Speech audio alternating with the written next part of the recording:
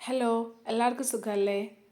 Welcome to my YouTube channel. ഇന്ന് നമ്മളുണ്ടല്ലോ ഒരു റഫല്ലോ കേക്കാണ് ഉണ്ടാക്കുന്നത്. അപ്പോൾ അതിന് വേണ്ടിയിട്ട് 3/4 കപ്പ് മൈദയും 1/4 കപ്പ് ബദാം പൊടിച്ചതുകൂടെയാണ് ഞാൻ എടുത്തേക്കുന്നത്. ഇനി നമുക്ക് മൈദയുടെ കൂടത്തിൽ 1 ടീസ്പൂൺ സോഡാപ്പൊടിയും 1/4 ടീസ്പൂൺ ബേക്കിംഗ് പൗഡറും കൂടി ഇട്ടൊന്ന് സീവ് ചെയ്തെടുക്കാവേ. 1/2 ടീസ്പൂൺ ആയതുകൊണ്ട് 2 സ്പൂണായിട്ട് ഞാൻ ഇട്ട് 1 സ്പൂൺ ആക്കുന്നത്. എനിക്ക് ബേക്കിംഗ് തുടങ്ങിയതിന് ശേഷം ഇതൊരു 3ാമത്തെയോ അല്ലെങ്കിൽ 4ാമത്തെയോ കേക്കാണ് കേട്ടോ കിട്ടിയിരിക്കുന്നത്. കാരണം വർഷത്തിൽ മാത്രമേ എനിക്ക് റഫല്ലോ കേക്കിൻ്റെ ഓർഡർ വരാറുള്ളൂ. ഒരു തവണയാണ് കേട്ടോ സീവ് ചെയ്തത്. അതിനുശേഷം നല്ലപോലെ ഇളക്കി യോജിപ്പിച്ചെടുത്തിട്ടുണ്ട്. ഇനി കേക്കിന് വേണ്ടത് 4 മുട്ടയാണ്. 4 മുട്ട പൊട്ടിച്ചൊഴിച്ചിട്ടുണ്ട്. അതിൻ്റെ കൂട്ടത്തിൽ വാനില എസൻസും കൂടി ചേർത്ത് നമുക്ക് അടിച്ചെടുക്കാം. മുട്ടയൊന്ന് പതഞ്ഞ് വരുമ്പോഴേക്കും നമുക്ക് പഞ്ചസാര കൂടി ചേർത്ത് കൊടുക്കാം. ഞാനിവിടെ 1/2 കപ്പ് പഞ്ചസാരയാണ്, പൊടിക്കാത്ത പഞ്ചസാരയാണ് എടുത്തിരിക്കുന്നത്. അതുകൊണ്ട് 1/2 കപ്പ് മതി. ഇനി നന്നായിട്ട് ഇതൊന്ന് ബീറ്റ് ചെയ്തെടുക്കാം. പതഞ്ഞ് വരുന്ന കൂടത്തിൽ പതിയെ നമുക്ക് പഞ്ചസാര ഇട്ട് കൊടുത്താൽ മതിയാകും. മുട്ട നന്നായിട്ട് ബീറ്റ് ചെയ്യണം കേട്ടോ. നന്നായിട്ട് ബീറ്റ് ചെയ്തില്ലെങ്കിൽ മുട്ടയുടെ ഒരു മണം വരാറുണ്ട്. അപ്പം അത് ഒഴിവായി കിട്ടും.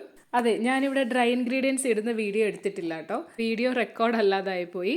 ഇനി നെക്സ്റ്റ് ടൈം ഞാൻ കാണിച്ചു തരാം. അങ്ങനെ നമ്മുടെ ബാറ്റർ ഇവിടെ റെഡി ആയിട്ടുണ്ട്. ഞാൻ അതിൻ്റെ കൂട്ടത്തിൽ ഒരു 1/2 ടീസ്പൂൺ വിനീഗറും കൂടെ ചേർത്ത് നല്ലപോലെ ഒന്ന് ഇളക്കി യോജിപ്പിച്ചതിന് ശേഷം നമുക്ക് ടിന്നിലേക്ക് മാറ്റി ബേക്ക് ചെയ്യാനായിട്ട് വെക്കാം. ഓൾറെഡി ഞാനിവിടെ 2 ടിന്ന് റെഡിയാക്കി വെച്ചിട്ടുണ്ട്. കേക്കിന് പൊക്കം കിട്ടുന്നതിന് വേണ്ടിയിട്ട് ഞാനിവിടെ 2 ടിന്നിലായിട്ടാണ് ബേക്ക് ചെയ്യുന്നത്. ബാറ്റർ ഒഴിച്ചതിന് ശേഷം നമുക്കൊന്ന് നല്ല രീതിയിലൊന്ന് ടാപ്പ് ചെയ്തെടുക്കാം. ഞാനിവിടെ ഒരു 45 മിനിറ്റ്സ് ആണ് ബേക്ക് ചെയ്യാനായിട്ട് വെക്കുന്നത്. അങ്ങനെ നമ്മുടെ കേക്ക് ഇവിടെ ബേക്കായി വന്നിട്ടുണ്ട്. ഇനി കേക്ക് തണുക്കുന്ന സമയം കൊണ്ട് നമുക്ക് ക്രീം ഒന്ന് അടിച്ചെടുക്കാം. ഈ ക്രീമിൻ്റെ കൂട്ടത്തിൽ ഒരു 1/4 കപ്പ് ഡെസിക്കേറ്റഡ് കോക്കനട്ടും കൂടി ആഡ് ചെയ്യുന്നുണ്ട് കേട്ടോ. ഞാൻ ക്രീം അടിച്ച സമയത്ത് ചെറുതായിട്ടൊന്ന് ഓവർ ബീറ്റ് ആയിട്ടുണ്ട് കേട്ടോ. അപ്പോൾ ഞാൻ ക്രം കോട്ട് ചെയ്ത് ഫ്രിഡ്ജിൽ വെച്ചിരുന്നു. ലാസ്റ്റ് ലെയർ ക്രീമും കൂടെ നമുക്ക് കൊടുക്കാം. ക്രീമോ ഓവർ ബീറ്റ് ആയതിൻ്റെ ആണോ ചൂടിൻ്റെ ആണോ എന്നറിയില്ല.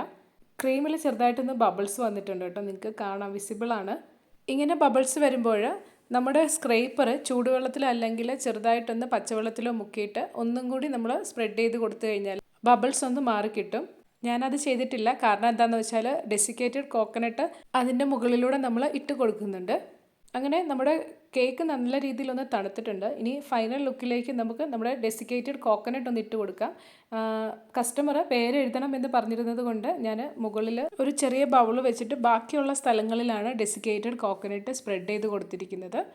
അപ്പോൾ ഞാൻ ഈ രീതിയിലാണ് ചെയ്തിരിക്കുന്നത്. ഓരോരുത്തരും ഓരോ രീതിയിലാണ്. എനിക്ക് കുറച്ചുകൂടെ എളുപ്പം ഈ ഒരു രീതിയിൽ ചെയ്യാൻ വേണ്ടിയിട്ടാണ്.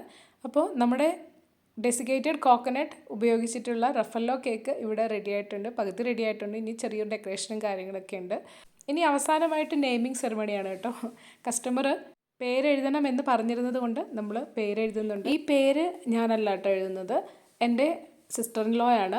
ഞങ്ങൾ രണ്ടുപേരും കൂടെയാണ് കേട്ടോ ഈ ബിസിനസ് റൺ ചെയ്യുന്നത്. ഞാൻ ഇതുവരെ പറഞ്ഞിരുന്നില്ല. അതുകൊണ്ട് നാത്തൂൺസ് കേക്ക്സ് എന്നാണ് ഞങ്ങൾ പേരിട്ടിരിക്കുന്നത്. വേറെ എവിടെയും കണ്ടിട്ടില്ലത്. ഡാർക്ക് ചോക്ലേറ്റ് മെൽറ്റ് ചെയ്തിട്ടാണ് കേട്ടോ പേര് എഴുതുന്നത്. അപ്പോൾ നമ്മുടെ കേക്ക് ഇവിടെ റെഡി ആയിട്ടുണ്ട്. എല്ലാവരും ട്രൈ ചെയ്ത് നോക്കുക.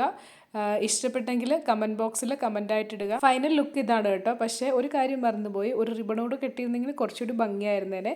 അപ്പോൾ ഇഷ്ടപ്പെട്ടെങ്കിൽ ലൈക്ക് ചെയ്യുക, കമൻറ്റ് ചെയ്യുക, സബ്സ്ക്രൈബ് ചെയ്യുക. താങ്ക്